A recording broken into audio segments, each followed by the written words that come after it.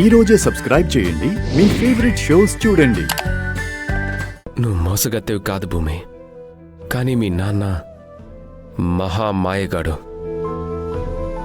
ఈ పెళ్లికి ఒప్పుకోవడం వెనక ఏదైనా ఒక కుట్రుందేమోనని నాకు డౌట్ ఉంది. మీరలాంటి డౌట్లేమీ పెట్టుకోకండి. నిజానికి మనిద్దరం నిన్న రాత్రి వెళ్ళిపోతున్నామని నాన్నకి ముందే తెలుసంట. తన మీద ప్రేమతో ఆగుతానా లేకపోతే వెళ్ళిపోతానా అని పరీక్షించారు. అది నాన్న పెట్టిన పరీక్ష కాదు, కాలం పెట్టిన పరీక్ష. ఆగిపోవడం ఒక విధంగా మంచిదే అయ్యింది. నా కన్నీరు చూడలేక పెళ్లికి ఒప్పేసుకున్నారు. మీకు అంతగా డౌట్గా ఉంటే నాన్నతోనే మాట్లాడండి.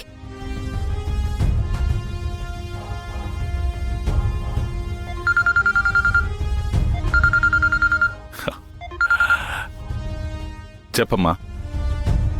నాన్న, మీ అల్లుడు గారు మాట్లాడతారంట.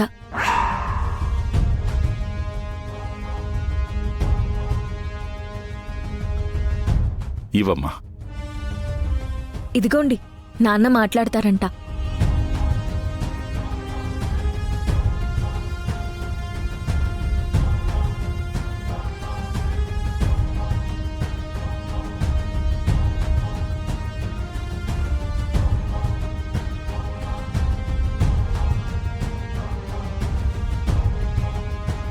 హలో మిస్టర్ శరత్ చంద్ర.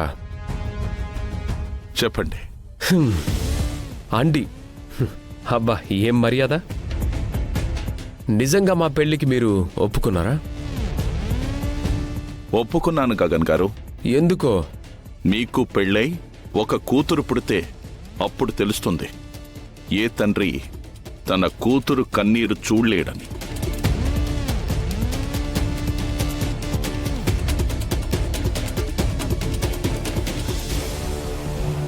మిమ్మల్ని నమ్మొచ్చా? అది మీ ఇష్టం. అరే ఒరే అని మిమ్మల్ని గౌరవిస్తున్నాను. నిశ్చితార్థం కోసం కూతురుతోనే కబురు పంపించాను. తన కన్నీరు చూడలేక ఇంత దిగాల్సి వచ్చింది. ఇంత దిగినా దిగజారినా నమ్మకపోతే నేనేం చేయలేను.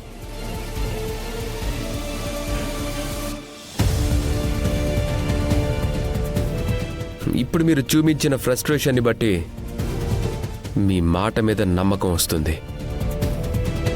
ఓకే,